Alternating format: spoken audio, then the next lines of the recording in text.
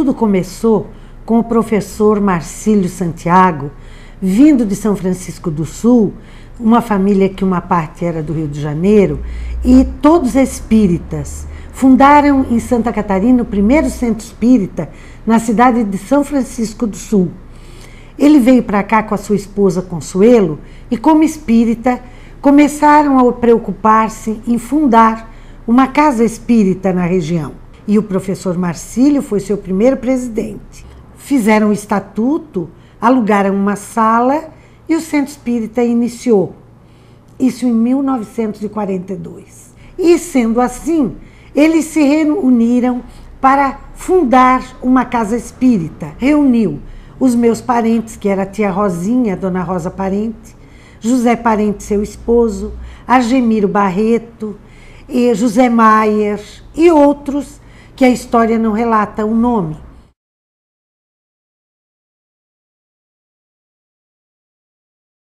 Criciúma era uma cidade muito pequena. O professor Marcílio, para reunir as pessoas simpatizantes da doutrina espírita, embora com pouco conhecimento das pessoas, naquela época o espiritismo era descoberto e era respeitado pelos médiuns de cura, os chamados benzedores, os curandeiros que davam remédios. E o professor, então, começou a procurar estas pessoas pela fama que elas tinham na cidade. Então, uma benzedeira, a Dona Rosa. Aí ele ia ao encontro dessa senhora. E assim foram formando o grupo de médiuns. E também o conhecimento, penso eu, dos simpatizantes. Porque então, como ele era conhecedor, talvez no diálogo ele fosse vendo quem tinha entendimento espiritual para tanto.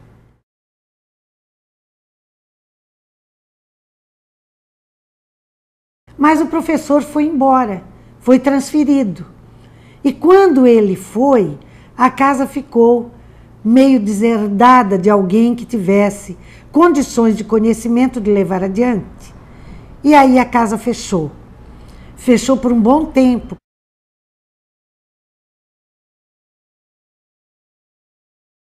As casas eram sempre alugadas para funcionar o centro espírita. Eram salas aqui no centro de Criciúma, que era muito pequeno.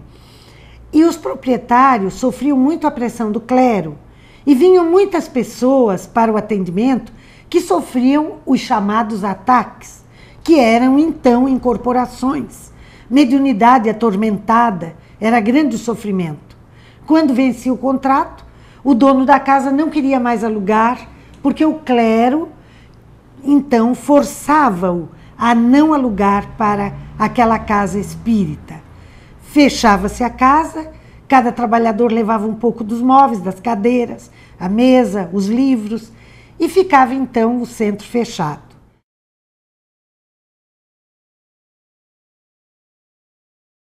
Na época existia na cidade um clérigo polonês.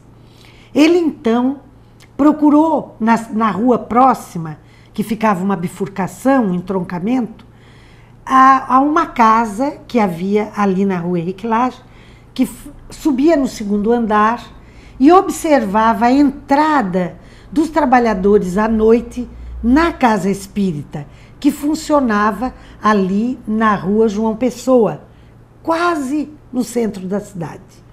De lá, ele observava todas as pessoas que eram comerciantes, contadores, pessoas do centro de Criciúma.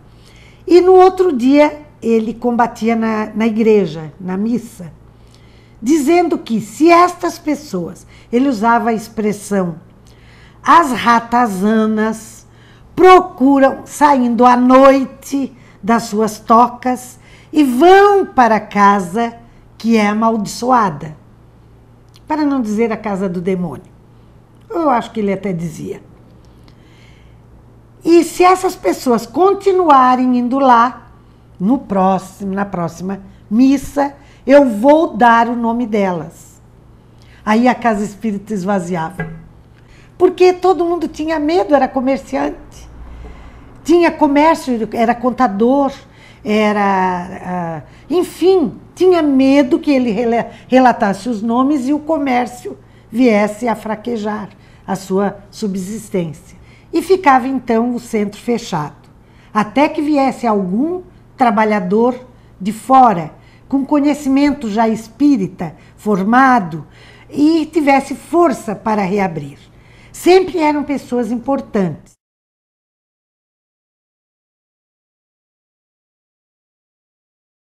Vinha da família de Laguna. Laguna já tinha uma casa espírita, que foi o segundo centro espírita, aqui é o terceiro, fundado em Santa Catarina, na cidade de Laguna. Então ele deu um reforço, reuniu o pessoal, abriu-se de novo, alugou-se outra sala, que funcionou em vários pontos da cidade, até que ele fosse embora. Aí então fechava-se a casa, porque os trabalhadores eram poucos, porque não tinham muita firmeza, porque o clero ele era muito forte, já que Criciúma é uma cidade de colonização italiana, onde predomina o catolicismo.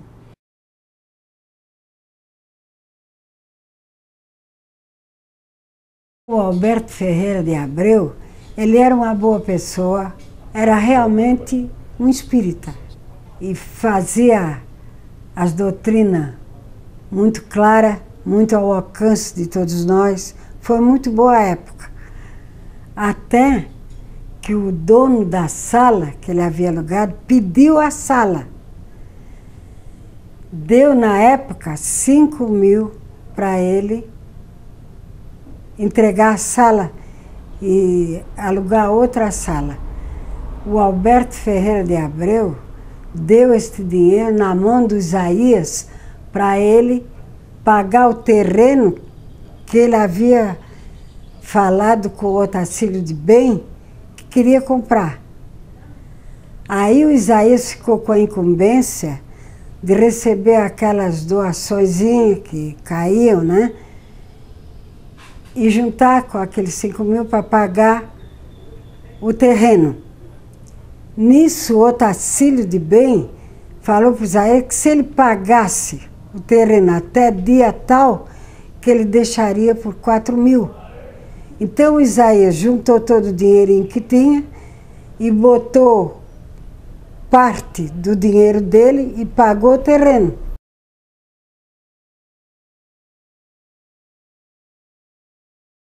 Então tínhamos o terreno, mas e agora a casa? Não tínhamos como comprar madeira para construir ou material. Então Isaías frequentava lá no Morro da Fumaça a casa do seu Antônio Maurício, que era o farmacêutico do Morro da Fumaça. Então o seu Antônio Maurício ofereceu para ele uma garagem que ele tinha, onde ele podia desmanchar, levar e colocar lá. E assim ele fez, porque saiu mais barato. Construiu a dita casa, que por sinal era uma sala, né? E ali iniciou novamente o trabalho.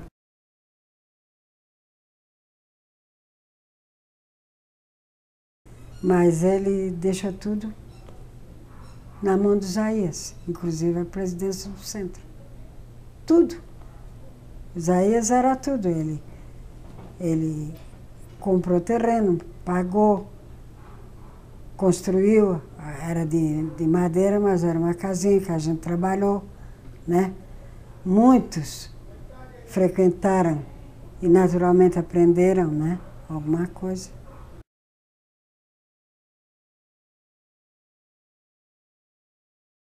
As reuniões funcionavam no meio que a gente comandava como presidente, como funciona até hoje. A abertura dos trabalhos, a doutrina, tínhamos evangelização, trabalho mediúnico, tudo igual. Só que muito poucas pessoas apareciam para o trabalho. Como até hoje, aparece mais para tomar passe. Mas sendo que a doutrina as pessoas não se interessavam muito, né? Era só ali, mas depois acabou.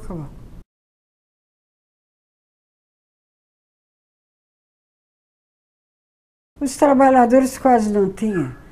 Era Eusaías, a Ana Coral, pouquíssimas pessoas. Uma Dona Maria, que era esposa de um barbeiro, aquela era correta, pessoa boa. Era o seu Célio Rolim, o seu Dino Campos, não sei se ainda existe, o seu Célio, sei que já foi embora. O seu Dino Campos, não sei se está lá. E ele tinha um irmão também, esqueço do nome, mas tem um apelido chato que era Xixi, o Xixi, irmão do seu Dino Campos.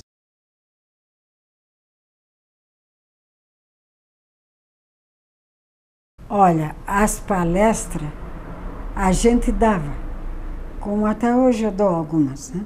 E a gente pedia, nós passamos trabalho.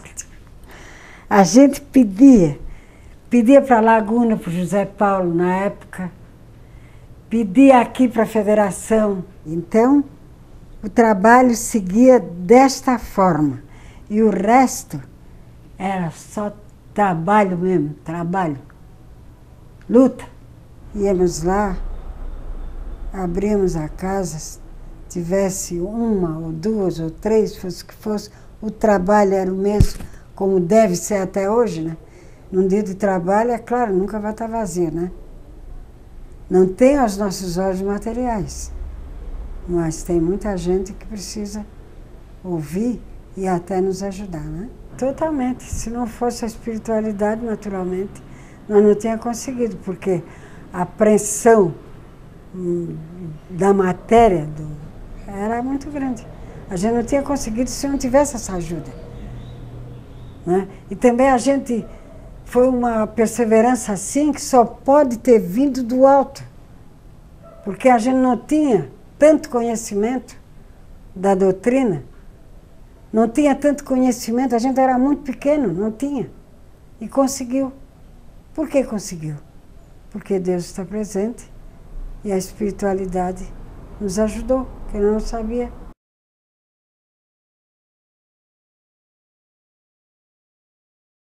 Então foi grande a luta, porque aquele povo, ele era tudo muito católico e não aceitava. Mas a gente não ligava para nada daquilo e continuou trabalhando, né, evangelizando, já tinha uma frequenciazinha. Só que nós tivemos que vir para Florianópolis. Nós tivemos que vir para cá porque o nosso filho precisava fazer faculdade e lá na época não tinha. Então, nós viemos e mesmo aqueles que frequentavam, que pareciam já ter se tornado espírita, não quiseram assumir o compromisso. Nenhum deles quiseram ficar. Resumindo, nós fechamos a casa e viemos embora para Florianópolis. Ficou fechado.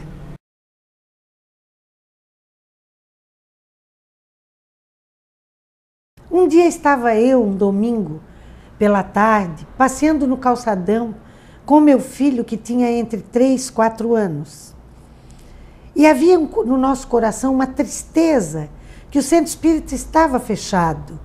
Não tínhamos aquela força, não passava em nós aquela força de reabri-lo. Aí então, passando em frente à catedral, na igreja católica, ali no calçadão, o meu filho perguntou: mãe, o que é isso? Talvez aquela escadaria enorme, aquele templo grandioso, chamasse a atenção de uma criança. E eu respondi para ele: meu filho, é uma igreja. E ele imediatamente olhou para mim e disse: então vamos entrar, mamãe? Eu disse: não, meu filho, aqui não é a nossa igreja. Ele parou, olhou-me nos olhos e disse: e aonde é a nossa igreja? Parti dali para a iniciativa de reunir aquelas pessoas simpatizantes que costumeiramente iam em nossa casa para trabalhar e reabrir o Centro Espírita. Era o ano de 1973. Reuni os simpatizantes. Era uma turma grande e fomos então entrar em contato com a Federação Espírita Catarinense. O presidente era Dr. José Antônio de Santiago, mas havia um secretário, Dr. Hélio Abreu, que era muito dinâmico, que imediatamente nos apoiou e que veio até Criciúma, reuniu-nos, pegou a chave da casa e nos entregou em confiança para reabrirmos. Então, a cada 15 dias, ele vinha de Florianópolis com uma equipe, fazia uma reunião no período da tarde, de sábado, aonde nós estudávamos a doutrina, fazíamos um trabalho mediúnico com ele e à noite ele fazia uma palestra pública. Isso durou um bom tempo.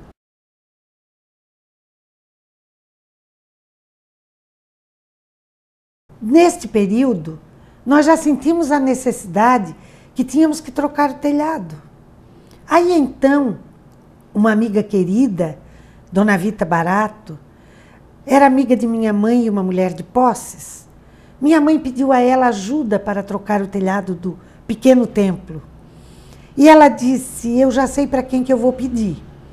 Na época, o deputado Aristides Bolan estava para fazer um vestibular para direito. E ele disse, então peça a eles, porque os espíritas tudo pode, na compreensão dos leigos, para me ajudar a passar no vestibular. Se eu passar, eu dou as telhas. E ele foi fazer vestibular na cidade de Itajaí e passou. Voltou e cumpriu a promessa. Procurou a Dona Vita e disse, alguém me ajudou. A minha mão acertou todas as respostas. Eu vou dar as telhas para ela, mas me diga onde é o centro. Passou aqui na frente e viu aquela casinha de madeira capenga, pendurada, assim, meia de lado, preta, envelhecida. E disse, não, Dona Vita, coitadinha delas, não dá para dar as telhas. Mandem elas fazerem uma planta que eu dou a casa. Em 7 meses, o centro espírita estava construído. Um templo grande, enorme, um belo salão naquele mesmo lugar. Sem interesse algum. Ele jamais entrou ali, jamais foi espírita. Nos deu por puro amor. Dali, então, toda a federação nos amparou e nós trabalhamos na presidência daquela casa, porque nós fizemos uma promessa para nós mesmos, indicados para a presidência pela federação, de que jamais alguém que viesse de fora seria eleito presidente. Não entregaríamos a direção da casa para ninguém que viesse e depois fosse embora e nos abandonasse. E assim nós fomos assumindo, de forma que a Federação Espírita foi nos apoiando, até então a casa ser levada à condição de sede do Conselho Regional Espírita 9.